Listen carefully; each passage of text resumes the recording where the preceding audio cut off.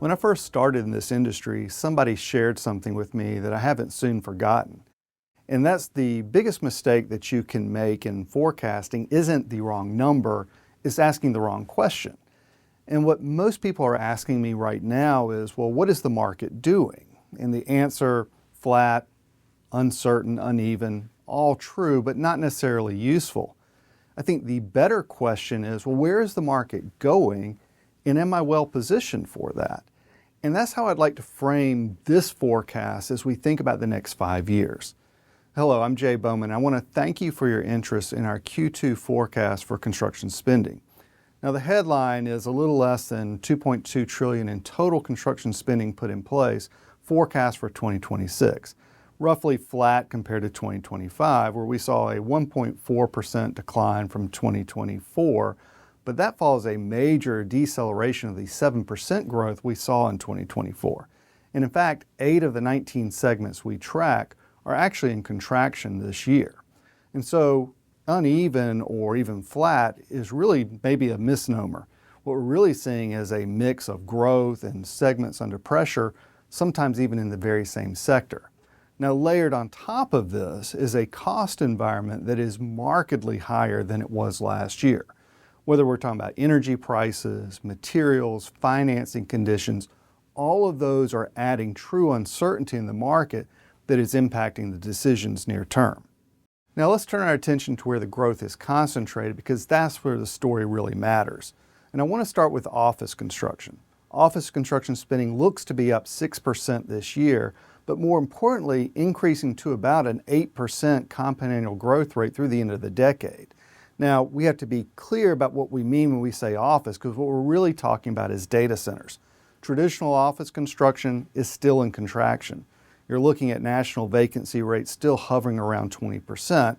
By comparison, data center vacancy rates are at record lows, and almost all new construction is already pre-leased.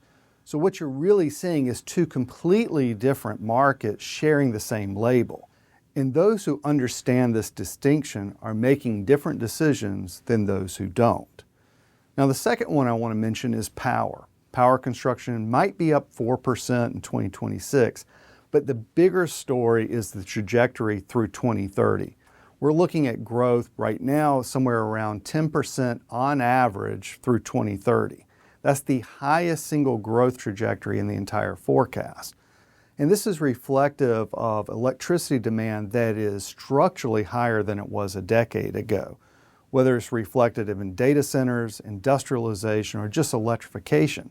And utilities have $1 trillion in planned CapEx between now and 2029.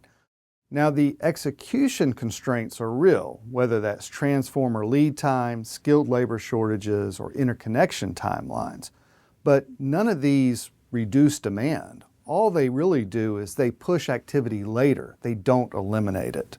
Water infrastructure really doesn't get the headlines it deserves. Sewage and waste disposal is up 8%, and water supply is up 5%, and both are tracking above the overall average through the end of the decade. And they're driven by sort of the same things: regulatory environment, the data center and industrialization, but also long overdue investments in infrastructure. And these types of things really lend to a more durable market compared to those that are rate sensitive and more private development driven. On the residential side, single-family construction looks to be down 2%, and affordability really remains the primary constraint, whether that's mortgage rates, payment to income, or even builder sentiment. In fact, nearly 2/3 of builders are currently giving away incentives. That's real pressure. But the 5-year trajectory looks to get back to roughly that 3% year-over-year growth rate. So the demand is there, but the pathway remains unclear due to a lot of issues that remain unsettled. Now, this is our first forecast that goes out to 2030, and I think that context changes the conversation. Our total construction spending forecast is roughly 4.6% compound annually through 2030. That's not a boom, but it does signal a direction. And so the best way to think about it is as 2026 as a navigation year and not a destination.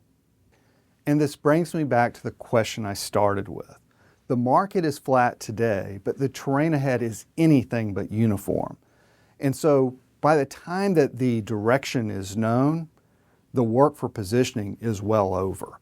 Now, I encourage you to download the full report at fmicorp.com, or better yet, talk with one of our bankers or talk with one of our consultants about your particular situation. Thank you.